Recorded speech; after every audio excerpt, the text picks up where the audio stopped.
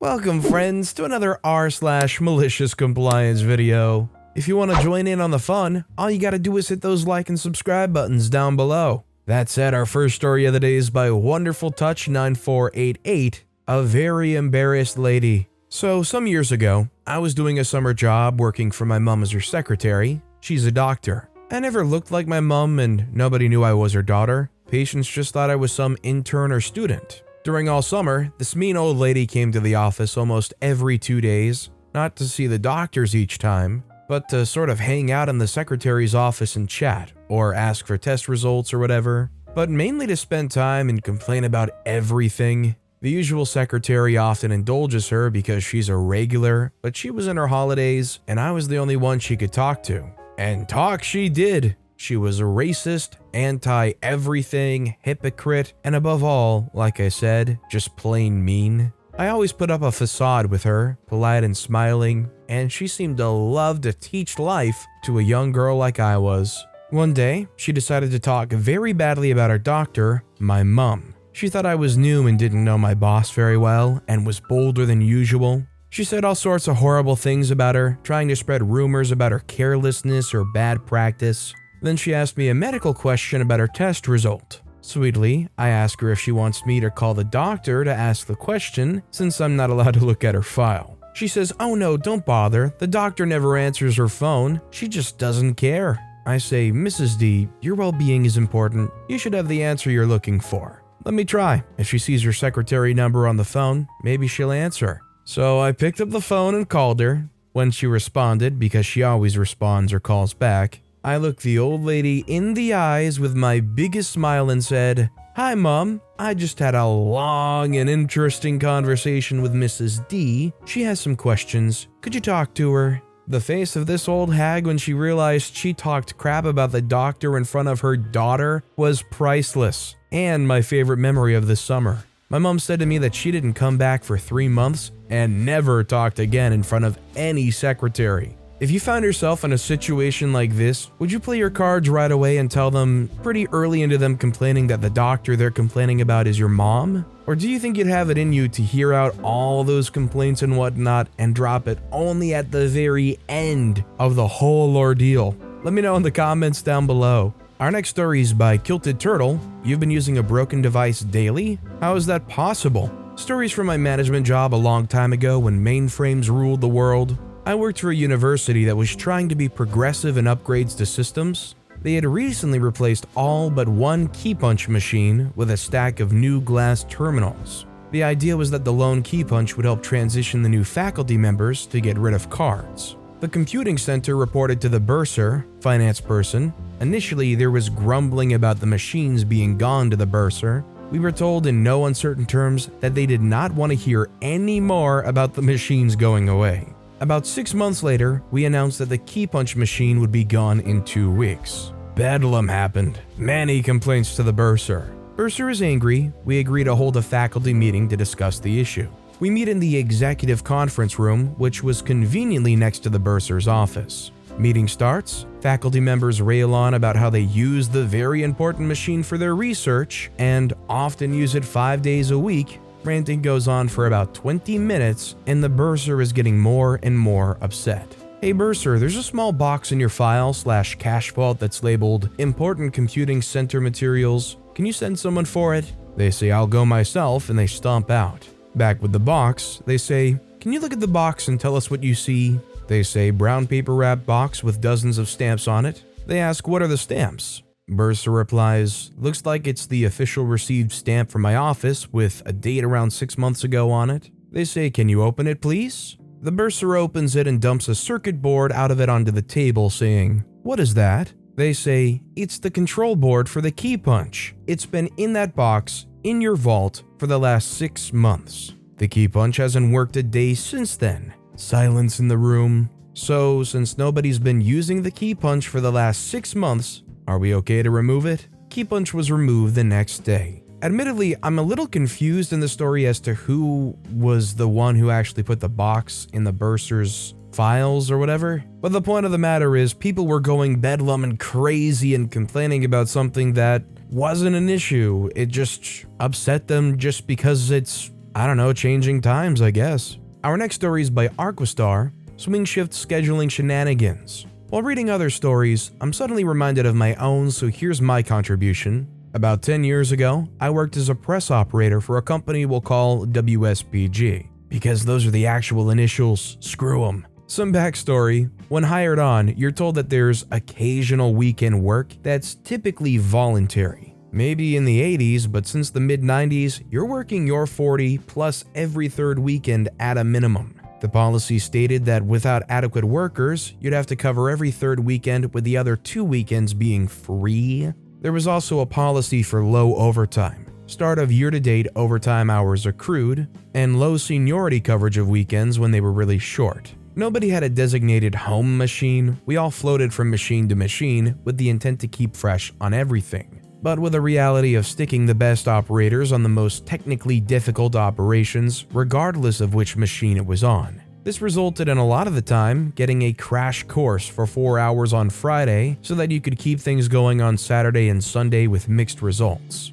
As busy seasons picked up, it wasn't unheard of to work 48 to 60 hours on Monday through Friday for several months at a time, while also working 8 hours a day on 1 out of 3 Sundays and 2 out of 3 Saturdays. Nice checks, but miserable workers, which led to people calling in just to get a day off, which led to more overtime, and a vicious cycle started. They'd recently started up a swing shift to get 24/7 coverage on a new press because the cross-training wasn't coming along very well, and they needed a long-term solution to the poor workmanship and shoddy attendance. I volunteered because the incentives seemed amazing at the time. With a constantly changing schedule as vacation coverage and customer demand waxed and waned, the swing shift was a set yearly calendar. Only work your scheduled days, full stop. No vacation coverage, no extra hours for business needs. You're already scheduled off for half the year, and taking vacation means you're working less than half a year. Dream come true. The actual weekly schedule was a weird homebrew by a middle manager to minimize weekly overtime and to try to not pay any double time for Sundays. The rule for Sunday was you only made double time if you worked the previous 6 days and had 48 hours in before your shift started. Holidays were a different animal though, as those were always paid at a double time rate for hours worked during the holiday, plus 8 hours of holiday pay. Our story occurs around one such holiday.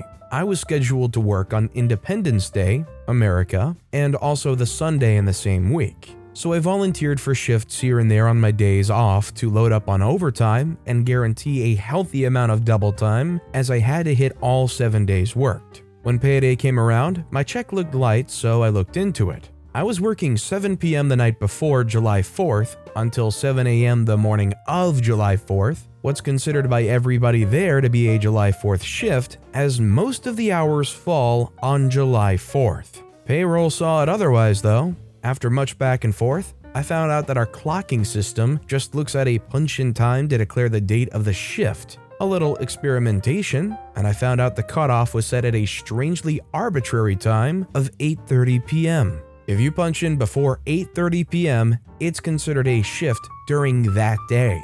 Anything after is considered a shift for the next day. Cue malicious compliance. I was also scheduled for another holiday later the same year, New Year's Eve. I was supposed to work 7 p.m. to 7 a.m. December 30th to 31st. I called ahead and said I was having some issues at home and I'd be a little late for my December 30th shift, but it shouldn't be more than an hour or two. I rolled in at 9 p.m., punched in, and got right to work. Missing less than 4 hours of your shift was also only half an occurrence. I punched out at 7 a.m. like normal, got some sleep, and came back in at 7 p.m. for my holiday shift. Except the payroll system tracked both shifts to the same day. So rather than working 24 hours across 2 days and getting paid for 36 hours, I worked 22 hours and got paid for 44 hours. My coworkers were a little miffed at how I gamed the system, as I worked less than them but got paid for an additional 8 hours, but payroll was done at the corporate level,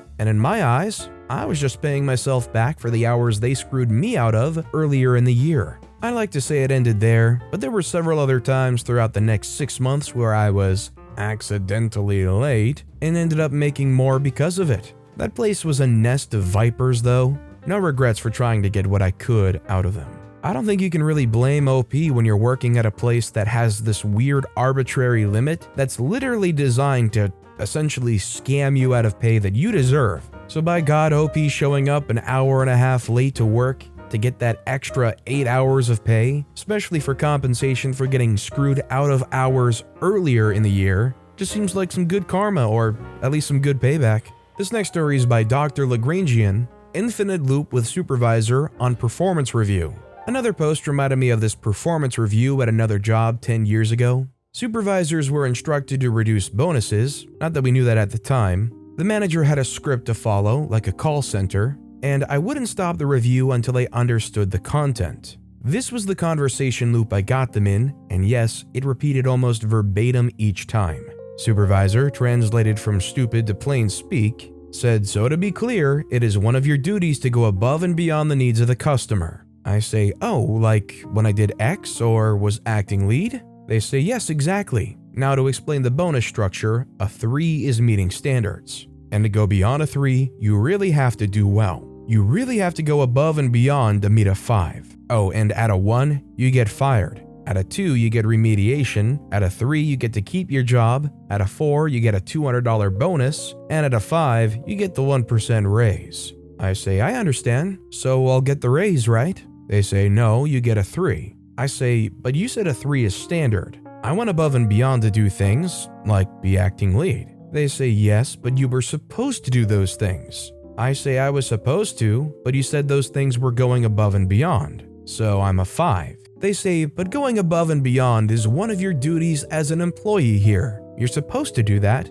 so you are a 3. I say, "So if I do my duty, I'm a 3. To get a 5, I have to go above and beyond, right?" They say, "Yes." I say, "And by going above and beyond, I should get a 5. They say, "Yes." I say, "And you agree that I went above and beyond?" They say, "Yes." I say, "So I get a 5. They say, "No, you were supposed to. You get a 3. I say, "Let's try a different angle. You said X was definitely going above and beyond. I did X, so I get a 5.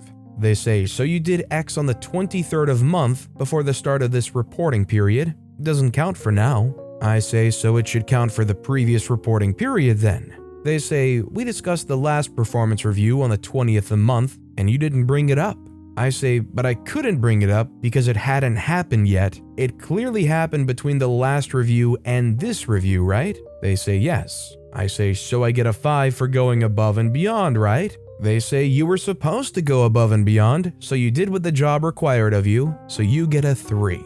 End loop. It was meant to be a 15-minute conversation that lasted 1.5 hours. It was right next to the break room, so I had lots of people cheering for me silently. During the time, my review was in the supervisor's cubicle, which prevented either of my supervisors from having their lunch or performing any work themselves. It ended only because my shift ended and I didn't have the tools to fight it. I would have needed to have recorded the things I did and submitted them, but no one did that at the time, so I had nothing written down. The malicious compliance comes after, while talking to my coworkers about a plan we could all enact. "Oh, you think we're all doing 3-level work? So we'll do 3-level work. No more acting leadership for me. What you said was that going extra is required, but we have to document all instances in order to get credit? Look, I just gave that customer directions. Can I have time on the break room computer to document my success? Oh, we're being graded on adherence to procedure? I better make sure I know the procedure well. Can I have time to read the SOP? And after I do, I'll make sure to follow every rule, no matter how long the customers have to wait." Within a few months, we had the managers clawing their eyes out with our compliances. But it backfired a bit because next year, they took away the confusing rating system in favor of a pass-fail system. This is clear corporate BS.